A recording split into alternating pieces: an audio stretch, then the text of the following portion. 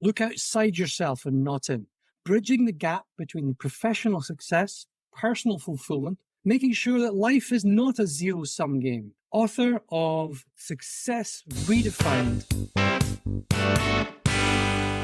Hello and welcome to the Practical Leadership Podcast. I am your host, Paul Morton, and we are talking about leadership, management, and the various lives that surround it.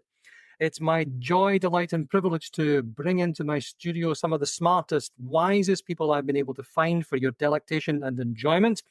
And I hope that you do get a lot out of the conversations that we have here. When you realize that your management team has grown too fast, or you've inherited a new team, and the fastest, best lever you have for growth and improvement is attached firmly to those managers, get in touch. I help you run management, coaching, and training programs that'll make a big difference really quickly. You can find me at the Practical Leadership Academy website and on all the usual social channels. Nancy Ho, thank you so much for joining me. My pleasure. Now, that was far too short of an introduction, and obviously I missed out so much in your 12 years of life. You just said you recently celebrated a magnificent birthday. Would you be so kind? Introduce yourself properly to my listeners. Sure. I'm Nancy Ho. I'm a life strategist, a transformative coach and executive coach, and a thought leader in the paradox of success. And I've been in this business for the longest period almost in my entire adult life, 27 years. There's only one thing I'm interested to do. That is to take a person, and of course, when I say an individual, doesn't necessarily mean individual, the individual that runs the company, that manages the company, from point A to point B, whatever that means for the person, and living a life with no regret. That's the only I've been doing all my life, adult life. Yes. Living a life with no regrets. You know, I think that's possibly something that the more I speak to people in their midlife, especially execs, senior people who have been successful, they've got the money, they've got the position, they've got the power and all the trappings, they turn and they say, and yet, Nancy, there's something missing. Yes. And that something missing often is not even so-called tangible. That means they can, measure it. Okay. So for example, if someone says that, oh, I do not have enough wealth. All right. I do not have a good relationship. Relationship is tangible, but something you can actually even describe it in the sense of tangible. But it is often a feeling that is awful, but they cannot quantify. Okay. Of course, the best way they can describe it is like void. Something just don't sit well. Something is just missing. And again, if you go through the list, everything tick. They tick the box. They tick the box, right? Yeah. So it often even they feel bad talking about it because it's like, hello, you tick the box and what is your complaint? But they can't help to go to sleep, probably can't go to sleep, suffering from insomnia of some kind, having that disturbed mind, waking up just not feeling joyful, not feeling good. And it's not that they want to be ungrateful for the life they have, but they can't help but feel bad. And this is so common, particularly in the developed countries. It's the first world problem, isn't it? Loneliness is the first world problem.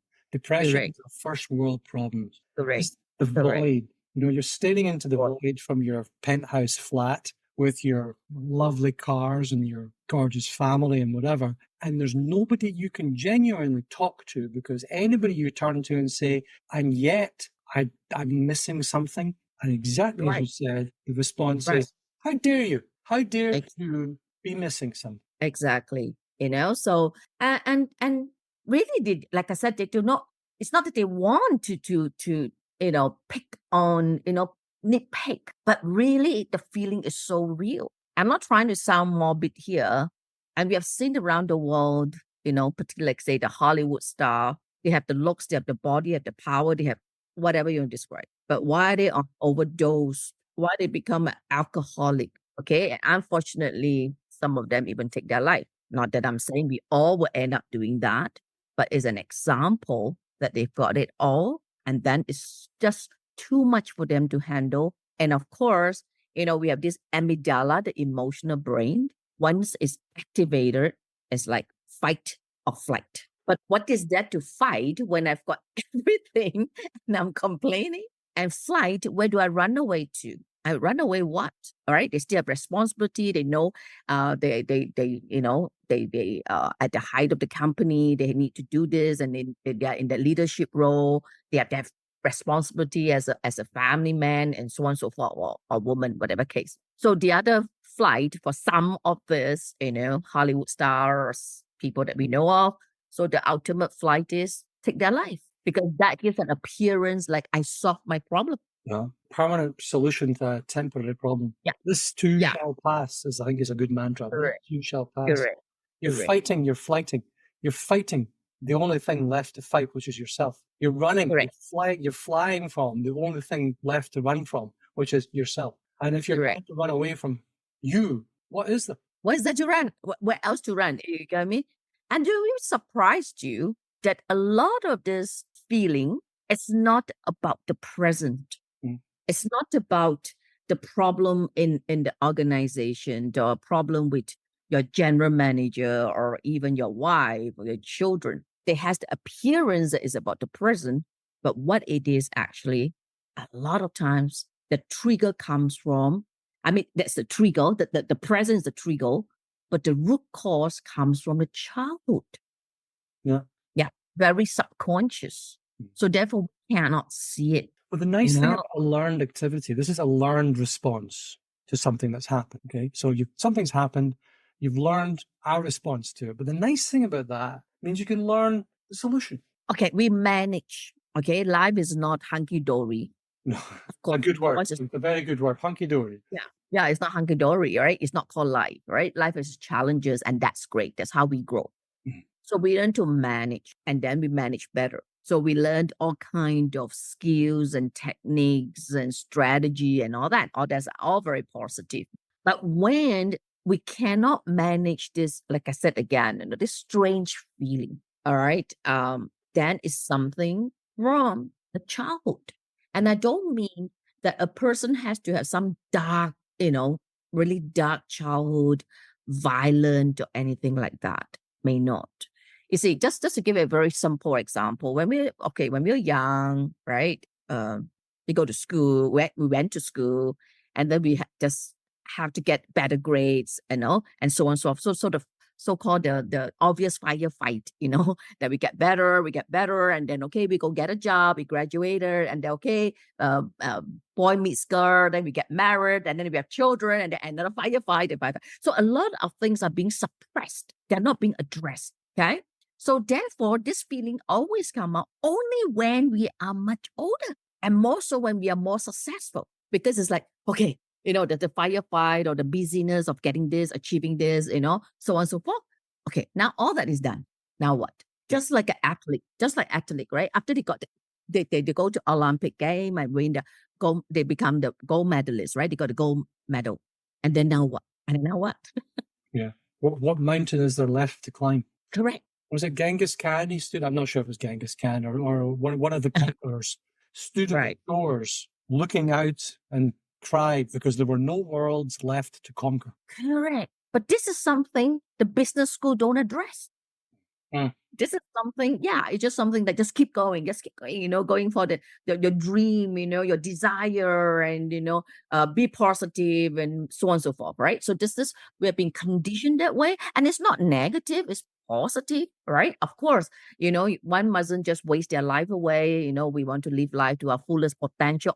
All granted is good, but what I'm saying is when people do not address what may be an issue in their life, okay, it will pop up somewhat. And that also will show up in their leadership also, okay? That will also show up how they lead the team, okay, or how, or some gaps, it show up.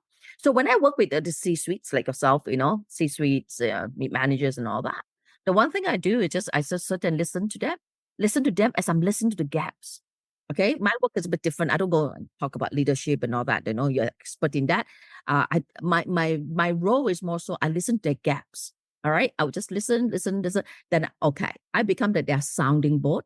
Then I say, okay, wait a minute. All right, what you just said, I can see this a gap. I can see this would then have this whatever repercussion or consequences. And you'll be surprised that they go, oh, I didn't realize that, Mm. you know, or they may have a conflict with their senior managers, for example. Okay. And often, so how do they deal with the conflicts? Aggressive, passive, Yeah. you know what I mean? Right.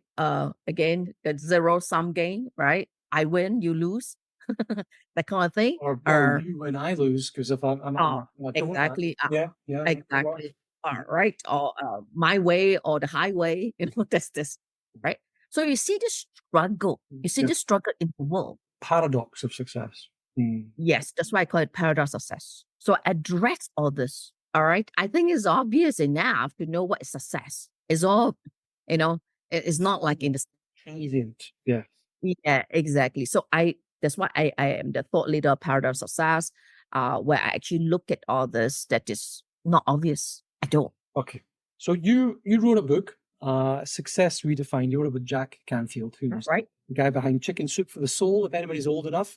And if you're watching on video, if you're watching in the podcast, you can hear Nancy holding up her book. You're watching the video, you can see that, yeah. There we are. There we are. So you redefine success. How do you redefine success? So you've got your problems, you recognize what they are, but in order to actually fit that within a framework that doesn't fight against itself, how do you redefine success? First, I have to look at, first I look at pain points, what I call them pain points. All right. So we have to expose our pain point. Okay. That means we have to acknowledge what it is and not like brush it under the carpet and think that everything is fine.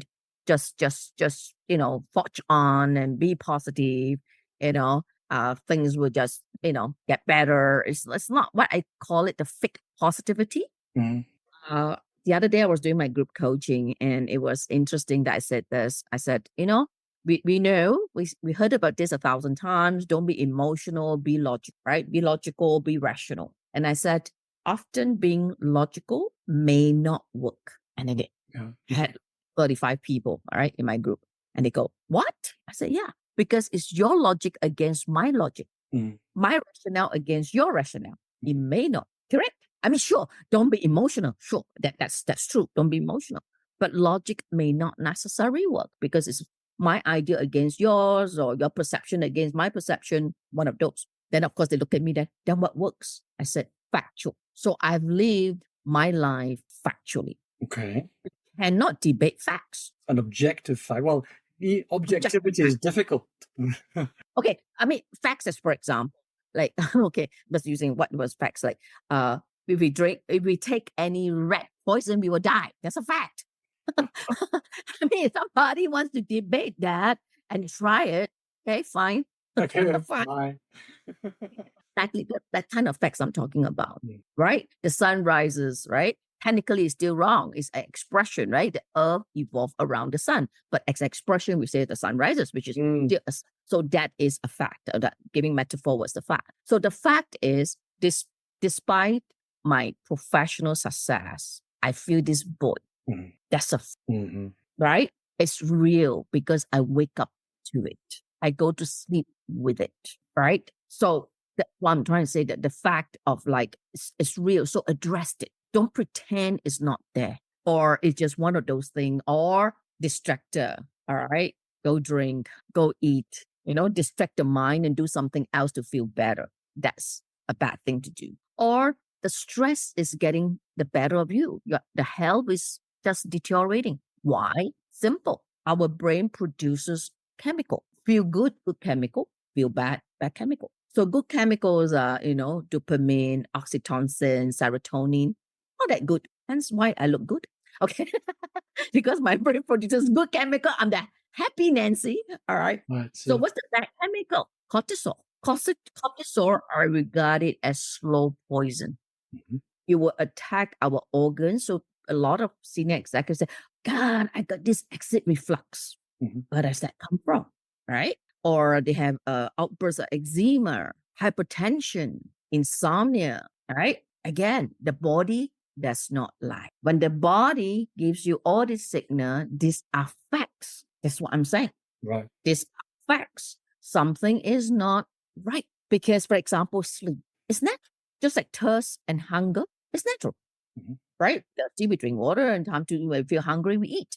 But when a person can't eat or eat too much, the body is telling you something. So listen to the facts. Correct. That's what I mean by the facts. So it's not my fact or fact, but it's the fact that it's happening. Mhm. It's happening, right? Who do I want to fool? Myself, really. And I often say that if I'm no good, I'm no good for anybody. So even I can be sitting at the height of this big organization and I'm not feeling good. If I'm not feeling good, how do I, manage my team? I'm not good. If like now I'm not feeling good, I can't talk to you properly. Of course can't. I'm going, ooh, I'm nursing my headache or I'm nursing, something not feeling right. Or fact, there are really some unresolved traumas. Fact. Yeah. It Okay. doesn't go away. You don't address it. So this is what I do with all the senior executives. I look at facts. So every day, I run my own personal practice. It's my office. They will come to me in person. Of course, I do Zoom also, but often they come to me in person. All right. And I sit and I go through all these facts with them and then we address that. Just like this morning of this lady, she's very successful, but she somehow attracted the wrong kind of man into her life. She's 45, but then without needing a lot of details. And I actually said to her, the reason why you attracted wrong kind of people, and that's not only wrong kind of men, also the wrong kind of clients. Mm. Right? Because as I said to her, she would attract clients that would kind of so-called take advantage of her. Of course, my term, I said, can't you see that this lady is using you? Oh, really? I can't see that. I thought I'm just being nice. Yeah. Yeah. Okay. Uh, So we're yeah. exposing and acknowledging pain points. No fake Yes. positivity, no cheerleading.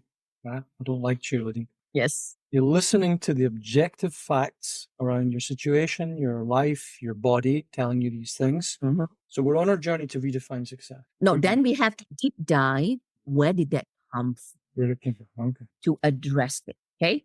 Then only when you do that, then we can rewire so-called our thinking, our approach that success we define. But then we rewire. Yes. Okay. Okay. So Everything has an end with the way we think. I think if we actually knew how powerful our thoughts were, we'd be very cautious about what it was we thought. Correct. Correct. The very classic book by James Allen, As a Man Think, Thinketh, As a Man Think, with a TH behind. James Allen is a classic, a very thin book. All right. You could actually search it and download it for free. You don't have to buy it, but it's a classic book. I would call it really the Bible of thinking, the Bible of thoughts. That was the book before everything else or any other books that came out with whatever else. You know what I mean? It's not about 1903. Yeah, that old, yeah? 1903. Exactly. So we're 120 years old. That's a Love books like that. I love things like that. Yeah. Yeah. That's the origin of all that and whatever comes. So success redefines because that okay, then you rewire the way you think. And not only just that, and what's very powerful, all of our feelings is coming from thoughts created in the moment. Mhm. I say that again. All of our feelings is coming from thoughts created in the moment. So we do not create thoughts. It's universal. Well, it was here before we were born. All right. Nobody create thoughts, So called it was here before we were born. All right. So therefore, knowing this principle, I will call it this principle, then we don't have to pay too much attention to some of these thoughts because it's just thoughts coming and going. Thoughts has no power until we give it, right? That's very, very profound. I mean, from the James Allen book, I mean, there's a quote from, I guess, Proverbs 23 is, as a man thinketh, so shall he be. Right? Yes. A man thinketh, so shall he be. In Proverbs. Right. And then you have Dale Carnegie, who built on that. You have Norman Vincent Peale, who built on that. You have all these people in the 20s, 30s who are looking at this power of thought as an engine. And exactly as you said, the thought has no power unless you give it attention. Correct. Beautiful. So they even really understand this principle. Some thoughts are just, passing by, It's just like we walk down the street, we see people passing by, take no notice, right? Then only when we use our deliberate thinking, like planning, problem solving, looking for solutions, then our mind become very sharp because we are not cluttered with all kind of thoughts that we put attention. That's how we use our mind, so called. So that overcomes these are the foundational mindset, the foundational, not even mindsets, foundational understandings, Yes, the correct. foundational understandings. Correct. Correct. You All see, you so get. correct. You see, a lot of people overthink. So when you overthink, the mind is cluttered. So when it comes time to really use your mind to solve problem, I mean, can't be that sharp, right? Because it's so cluttered. Yeah. But if my mind is so called blank, for lack of expression, blank because it's not cluttered, kind of blank. So when I need to use it, I become very sharp, very alert, agile. But if my mind is so cluttered, it's not possible. It's just like the room we are in. If we have a lot of furniture and all cluttered, how we maneuver our way out, right? We can't. Mm. The same here. And unfortunately, we cannot see the room if it's cluttered. We can see physically, right? We can see, but the mind we cannot see. So that again can make us factually make us feel bad for no reason. And this part of it is may not even come from childhood. It's just coming from overthinking and overthinking and overthinking, and just clutter our mind. And then we become our mind become dull instead of sharp. Yeah, yeah, yeah. I mean, I think there are ways, relatively straightforward ways of uncluttering your mind in the moment. Things like deep breathing, gentle meditation, prayer, whatever works in the moment. You can open your mind because it's that when you have this amygdala shouting at you and saying, "Run! Look, a lion!" Whatever it's saying to you, you're not creative. You cannot create. You can't imagine your way out of the problem. You can only imagine yourself in the moment with a lion in front of you that you have to run from. And if you don't run from it, your body is saying, well, you didn't run from it. You haven't used all these helpful chemicals I was giving you. I gave you cortisol, which is really good. It pumps fat and sugar into your blood, but so you can run. But you didn't run. You sat on your ass. So now the cortisol is going to give you a heart attack. Is that okay? No, I like this example we just gave. If it's the real danger of the lion, then that cortisol is to save our life. It's useful. That's what it's for. Exactly. But what if it's not a real lion? It's a perceived danger. Then your brain keeps producing that cortisol. That's the killer. Literally the killer. Yeah, it's a perceived danger, right? It's a perceived danger. It's not a real danger. Sure, a car coming your way, a lion coming your way. A real danger is to save our life, right? All the blood that rushes to our limb, we run or we fight with the lion, whichever case, all right? The real danger. And that should be the case. But the problem in our life, how many times do we have the real lion in front of us? Very rarely. We do. We have things that look like lions a lot. We have this sensory environment around us that overloads us all the time with all these things that we think look like lions, but they're not. Correct. And exactly as you said, there are so many things that are in our own heads already that are that are going, And reality, you've got to just say it's not a lion, it's a kitty cat. Off we go. Exactly. So that's what I mean by again fact. See what I mean? Facts, right? Yeah. So I would like to know your listeners to really sit back and know how to differentiate between facts, perceived idea. Yeah. Of course, everything is perception. But again, like I said, facts are facts. It's not perceived, it's facts. Like the lion is a fact, right? A car is coming. I thought I could cross the road and then, instinctually, all right, I saw the car. Sure, that's a fact, right? I don't go, really? Did I perceive it? Did I imagine there's a car? I mean, that to me, no, that's a fact. The imaginary car sent you to hospital. So that is really very much overlooked because as we become more successful, we become higher in the hierarchy. We tend to be focus on getting things done. Yeah. Things done. Every day is about getting things done, which of course is important. But then again, the mind again can get cluttered, sometimes get confused, sometimes get even we fool ourselves.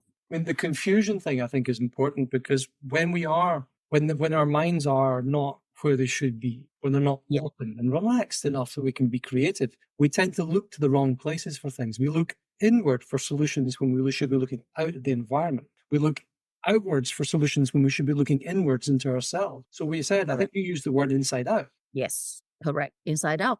And you see, we are not children. We know so much that we don't even know what we know. Yeah. No, really, we know so much that you don't even know what we know because it's just like we have this big library, right?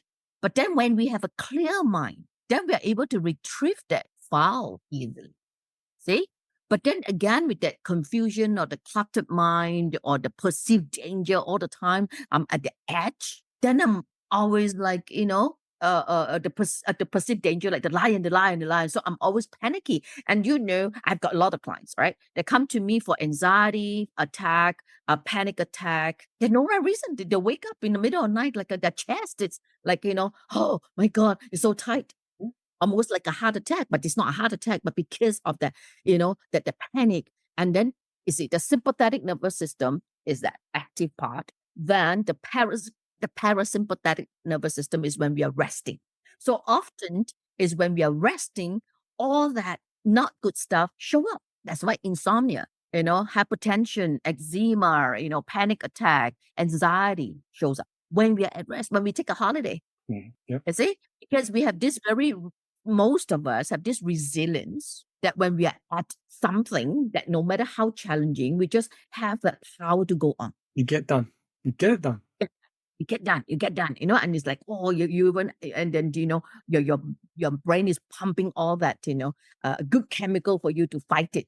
That's all good. But when you rest and relax, it's like, it clash. You get sick. I mean, I don't know how many times I used to go on holiday and I would get sick. Yeah. Your Correct. immune system goes, and relax. That's the parasympathetic nervous system. Yeah. Again, these are facts. Biology is science, you know what I mean? But people will not want to look at it. They'll just go for the what? Doctors, get some medication. Have a pill. No. And the treatment is not in the parasympathetic nervous system. It's in the sympathetic nervous system. The active, which is nice because you can control it. You can't do anything about your breathing rate. You can't do that. But you can fix your sleep and you can fix your nutrition and you can fix your exercise. You can do these things. Correct. Exactly. Or your meditation, or your prayer life, or whatever it is you want to fix. You mentioned something about accessing these little compartments of knowledge. And there was a chat building on the idea of James Allen and Norman Vincent Peale and all these guys. There's a chap called Jose Silva. Right? Yeah, you know it. And he writes about thought control, mind control. And you're thinking, what, you can control people's minds? No. You control your own. Is to control your own, is to access your fount of knowledge. And if you get in this position, and this is the motivating factor for an executive, do you want to perform better than you are now, even at your fighting best? Well, yes, of course I do. Let me give you the reference of this Jose Silva. I was teaching the Silva Method course for 12 years. I love it. I was the director of Singapore for this program. And the science, again, the fact, and why I've been teaching it for a long time, the science behind it is to put ourselves in the optimum brainwave called alpha. Yes. So when we're in the optimum brainwave, in the alpha brainwave, we are creative, we are productive, we are relaxed, we are not panicky, even at our awake state, I'm not talking about sleeping state, we are sharp at the alpha, right? There are 4 brainwave. Delta, which is like, when you see children, they sleep and it's just like a log. Yes, exactly, right? So that's the delta. Then the theta is our childhood memories. This is what I meant by when I take someone to get to the root cause, we go to theta brainwave. Then the alpha brainwave is where we can also be in the alpha brainwave, not only when we're sleeping, but also awake. And that's the optimum. Bad news, beta. Beta brainwave, the higher someone is in that brainwave, all right, the more confused, the more cluttered, the more angry, the more upset, the more depressed. I have dealt with very depressed people and I measure their brainwave is high beta. They are like not doing anything, they're not doing anything. They're so depressed, they don't do anything, but their brainwave is going high. When you are overthinking, it's in beta brainwave. But you're overthinking. Meditation, deep meditation, alpha. Alpha, exactly. And in alpha, you access everything else. Correct. You can there was a lovely study. I think it was some monks, and they studied the brain activity of monks in deep prayer. and their brains were going nuts. It was full on alpha. And you'd think these people sitting in meditative poses, nothing. But wow, their brains were lit up like Christmas trees in full alpha. It was wonderful. And it's exactly this sort of accessing. I think from a motivational point of view, I was talking to somebody this afternoon about how do they help somebody else in a stress situation, somebody in their team, deeply stressed, overworking, not exercising, not eating well. What do they say? It's like, you need to exercise and eat more, but they're not going to listen. But I think an angle could be, do you want to do even better? Well, yes, I want to work even harder. Then they'll laugh. Correct. Correct. If we think about it, right? You and all your listeners, right? Have a think. When do we get the best results in our life? When we're relaxed. When do we get our best ultimate results? The optimum results. When we're relaxed. When we become like desperate, aspirated, even the kind of results we get is not ideal. It's the runners or the athletes. The athlete's a sprinter. Now, Usain Bolt, fastest man on earth, doesn't run at 100%. He aims at 70%. Because if he runs at 100%, he's too tense, he's too focused.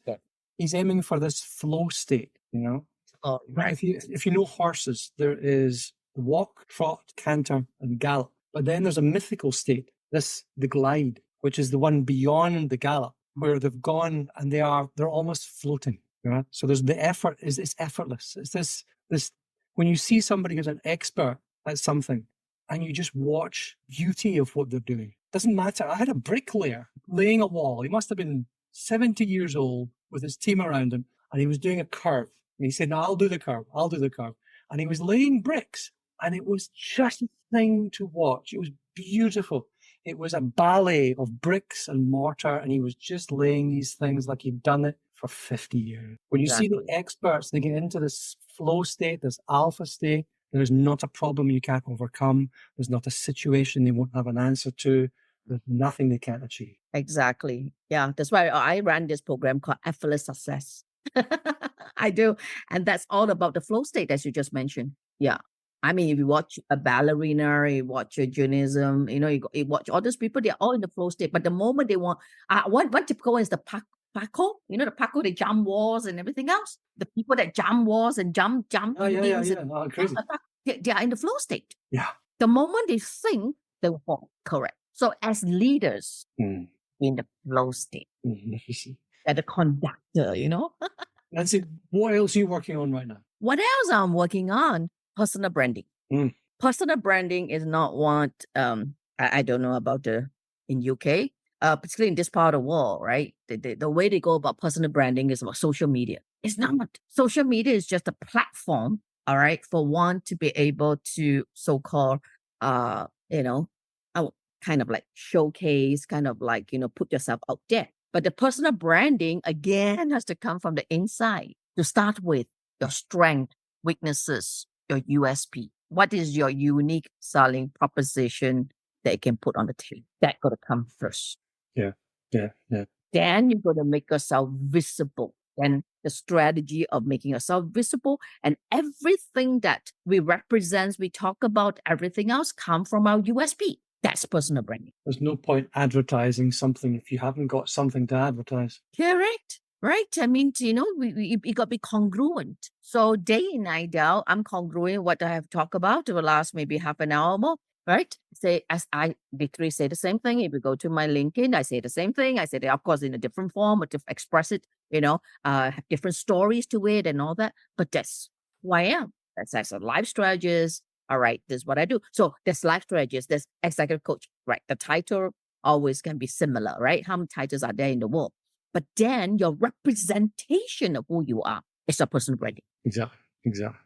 If you had 10,000 billboard all around the world, big advertising billboard, right, and you could write one thing on all of them for everyone in the world to see, what would it be? Okay, it's interesting to ask this. Embrace our shared humanity. We are more alike than different. In fact, we all want the same thing: respect, love, understanding, peace, and ultimately inner joy. So embrace our shared humanity. I love it. What do you think? I think it's magnificent. As are you. And where might people find The magnificent I can go to Nancy. LinkedIn. Yeah, you can go to LinkedIn, search for Nancy Ho, Singapore, particularly if you want to be specific. My email is easy, or my website to start with, easy, nancyho.net. Yeah, nancyho.net. Easy to remember, right? And I'm happy to have a conversation with anyone out there that I do this complimentary thing, having a deep dive conversation. And that's my life work. And especially for the rest of my life, that's the only thing I want to do, to impact on somebody's life so that they will live a life with no regret. I can't finish better than that. Nancy, thank you so Thank very much you. indeed for joining. Thank you very much. And that's a wrap. I hope you enjoyed the show. Thank you for joining me. If there's ever anything I can do to help you on your journey, then do please reach out. You can find me on LinkedIn and all the usual sources. Do please subscribe, leave me your 5-star review, and most importantly, get in touch with your comments and feedback. It's really how I grow, and that's what I'm doing this for. Thanks again.